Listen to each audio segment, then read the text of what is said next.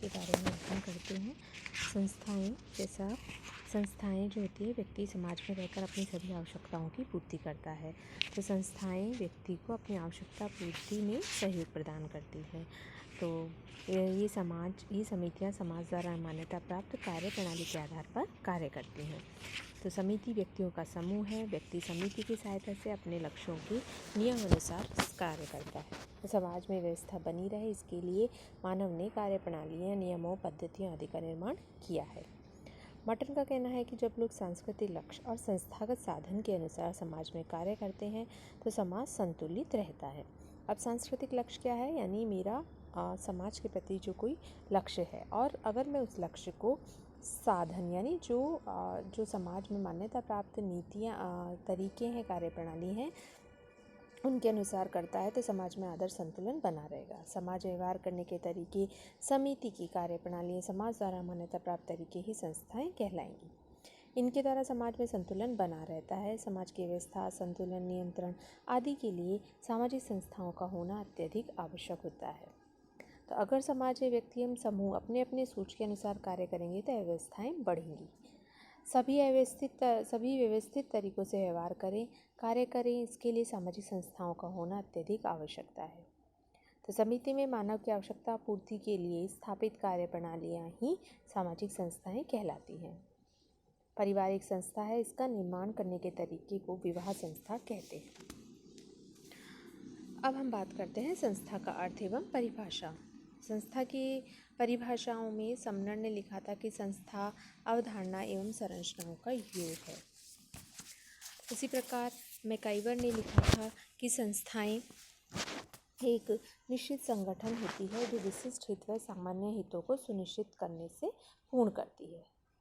MacIver व page ने लिखा था कि संस्थाओं से हमारा तात्पर्य स्थापित स्वरूप की कार्यप्रणालियों की उन परिस्थितियों से है जो सामूहिक क्रिया की विशेषता है। इसी प्रकार रॉस ने लिखा था कि सामाजिक संस्थाएं संगठित मानव संबंधों के संग्रह हैं जो सर्वजनीय इच्छा द्वारा स्थापित एवं मान्य है। बोगार्ड्स ने लिखा था कि एक सामाजिक संस्था समाज की वह संरचना है जो मुख्यतः स्थापित प्रणालियों द्वारा लोगों की आवश्यकताओं को पूर्ण करने के लिए संगठित होती है। उसी प्रकार ग्रीन ने लिखा कि एक संस्था अनेक जनरीतियों एवं रूढ़ियों का एक इकाई के रूप में संगठन है जो अनेक सामाजिक कार्यों को करता है। अब हम बात करते हैं संस्था की उत्पत्ति एवं विकास के बारे में। तो समनर ने अपनी पुस्तक फोकवेज में संस्था की उत्पत्ति एवं विकास को विस्तार से स्पष्ट किया था। उनका कहना था कि व्यक्ति अपनी आवश्यकताओं की पूर्ति सरल, सादा तरीके से पूर्ण करना चाहता है। वह आवश्यकताओं को कम श्रम, कम समय में अधिक से अधिक मात्रा में पूरा करना चाहता है। व्यक्ति के मस्तिष्क में विचार आता है, इस विचार के अनुसार आवश्यकताओं की पूर्ति करता है। जब व्यक्ति देखता है कि वह तरीका आवश्यकताओं की पूर्ति का सरल, सादा, सीधा व अच्छा है तो उन तरीकों को बार बार काम में लेता है। समय व्यतीत होने के साथ ही जनरीतियों के साथ पूर्वजों का प्रभाव जुड़ जाता है। लोग समझने लगते हैं कि पूर्वजों ने ये तरीके बनाए हैं, इनका हमें पालन करना चाहिए। और जब पूर्वजों की भावना का तत्व जनरीति के साथ जुड़ जाता है तथा जनरीति प्रथा के रूप में विकसित हो जाती है तो उसे समाज की मान्यताएं मिल जाती हैं। प्रथा की आगे चलकर रूढ़ियाँ बन जाती हैं। जब समनर ने बताया था, जब प्रथा के साथ समाज की अभिमति जुड़ जाती है। प्रथा दो प्रकार के होते हैं, सकारात्मक एवं नकारात्मक। सकारात्मक वे तरीके हैं जिनका पालन करने के लिए समाज बाध्य है, एवं नकारात्मक वे तरीके हैं जिनके लिए समाज अपने सदस्यों को बाध्य नहीं करता है। उल्लंघन करने पर समाज दंड देता है। तो जब रूढ़ियाँ मिलकर एक समाज संरचना व्यवस्थित हो जाती हैं, रूढ़ियों का संग्रह व्यवस्थित क्रमबद्ध एक संगठन के रूप में विकसित हो जाता है तो समाजशास्त्री इसे संस्था के नाम से पुकारते हैं। संस्थाएं रूढ़ियाँ बन जाती हैं एवं रूढ़ियाँ संस्थाएं रूढ़ियों का व्यवस्थित एक ढांचा होती है। तो विकसित समाजों में जैसे कि नगर, महानगर, राष्ट्र के स्तर पर समाज के चुने हुए प्रतिनिधि जो बहुमत से इन संस्थाओं को पारित करते हैं तो वह कानून बन जाते हैं। कानून औपचारिक एवं राजनीति होते हैं तथा संस्था समाज द्वारा मान्यता प्राप्त आवश्यकताओं को पूर्ण करने की संरचना होती है। तो इस प्रकार से हम इसको एक एरो के रूप में देख सकते हैं, संस्था के विकास के चरण के रूप में, जो कि समनर ने अपनी पुस्तक वॉकवेज में प्रस्तुत किया था। इन्होंने बताया था कि सर्वप्रथम व्यक्ति के विचार होते हैं। व्यक्ति के विचार जब हम उसी को बार बार करते हैं तो हमारी आदत बन जाती है। व्यक्ति की आदत धीरे धीरे एक समूह की आदत बन जाती है तथा समूह की आदत धीरे धीरे जनरीति बन जाती है। जनरीति प्रथा बन जाती है, प्रथा रूढ़ी बन जाती है तथा रूढ़ी रूढ़ियों का ढांचा या संस्था बन जाती है।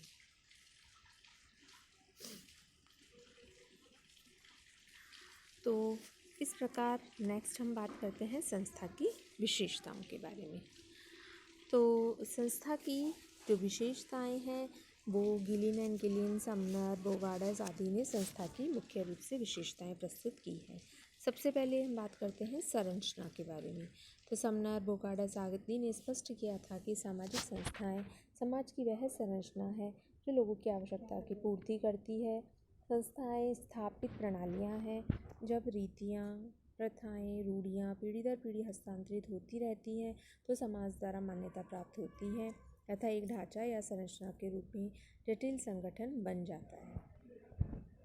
सेकंड है निश्चित कार्य प्रणालियों की व्यवस्थाएं। मैकाइवर पेज के अनुसार संस्थाएं स्थापित कार्य प्रणालियों के रूप में मानव समाज में रहकर अपनी आवश्यकताएं, हितों आदि को पूरा करना चाहता है। इसके लिए समाज में निश्चित, स्पष्ट, स्थापित, समाज द्वारा मान्यता प्राप्त कार्य प्रणालियों का होना आवश्यक है। जब समाज में स्पष्ट रूप से विकसित हो जाती हैं तभी समाज के सदस्य व्यवस्थित रूप से अपनी इच्छाओं को पूर्ण करते हैं। इन्हीं को मैकाइवर ने संस्था या कार्य प्रणालियाँ कहा है। थर्ड हम बात करते हैं संस्था इकाई के रूप में। तो संपूर्ण सांस्कृतिक संरचना में संस्था का एक विशेष योगदान है। संस्था सामाजिक, सांस्कृतिक, व्यक्तिगत व्यवस्था के रूप में एक इकाई के रूप में कार्य करती है। पार्सन ने इसे अपनी पुस्तक द सोशल सिस्टम में लिखा था। संस्था ने एक जनरीतियों, प्रथाओं, रूढ़ियों का संगठित, व्यवस्थित एवं सुनिश्चित प्रतिमान होता है। संस्था एक रूप में अनेक जनरीति, प्रथाओं, रूढ़ियों का विकसित रूप है। यह लिखित, अलिखित किसी भी रूप में समाज में हर काल में विद्यमान रहता है। नेक्स्ट हम बात करते हैं अमूर्तता। तो संस्था की नेक्स्ट विशेषता है अमूर्तता। संस्था मानव समाज की कार्य प्रणालियाँ हैं, नियमों की संरचना है जिसे हम देख नहीं सकते हैं, इसलिए संस्थाएं अमूर्त होती हैं, मूर्त नहीं होती हैं। संस्थाएं नियमों, रीति रिवाजों का व्यवस्थित संग्रह होती हैं। संस्था सामाजिक व्यवस्था तथा संगठन को बनाए रखती है, व्यक्तियों पर नियंत्रण की व्यवस्था होती है। नेक्स्ट है उद्देश्य। मटन ने कहा था कि मानव के सामाजिक संरचना में उद्देश्य महत्वपूर्ण होते हैं। इनकी पूर्ति व्यक्ति को संस्थागत साधनों से करनी चाहिए। प्रत्येक समाज में उद्देश्यों को पूरा करने के लिए निश्चित समाज द्वारा मान्यताएं प्राप्त होती हैं। मेलानोव्स्की ने कहा था कि प्रत्येक संस्कृति में प्रत्येक संस्था कोई ना कोई महत्वपूर्ण आवश्यकता की पूर्ति करती। तो संस्था की उत्पत्ति एवं विकास का इतिहास इसी तथ्य को सिद्ध करता है कि प्रत्येक संस्था का कोई ना कोई उद्देश्य अवश्य होता है। जैसे विवाह, परिवार, जाति, संस्थाएं समाज में एक या अनेक उद्देश्यों की पूर्ति के लिए समाज में अपना महत्वपूर्ण स्थान बनाए हुए रहती है। नेक्स्ट है प्रतीक। तो प्रत्येक वस्तु, पदार्थ, परंपरा, विचार, धारणा आदि को कोई ना कोई नाम दे देना चाहिए। उसे पहचानना प्रतीक प्रदान करता है। प्रत्येक संस्था का एक निश्चित सर्वमान्य प्रतीक होता है। यह भौतिक, अभौतिक, मानव के समान पशु, प्राकृतिक वस्तु आदि कुछ भी हो सकता है। नेक्स्ट है स्थायित्व।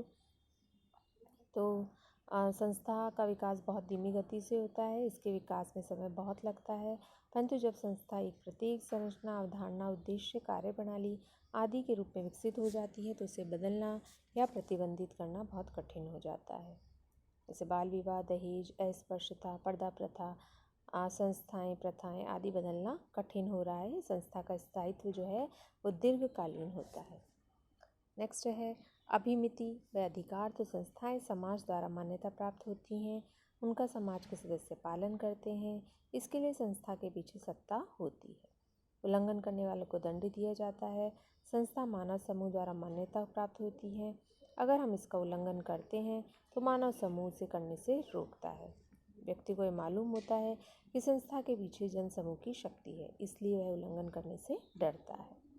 संस्था के पीछे मानव समूह की शक्ति होने के कारण वह प्रभावपूर्ण होती है। तो इस प्रकार ये इसकी विशेषताएं हैं। कल ही हम इसके कार्य महत्व के बारे में अध्ययन करेंगे। धन्यवाद।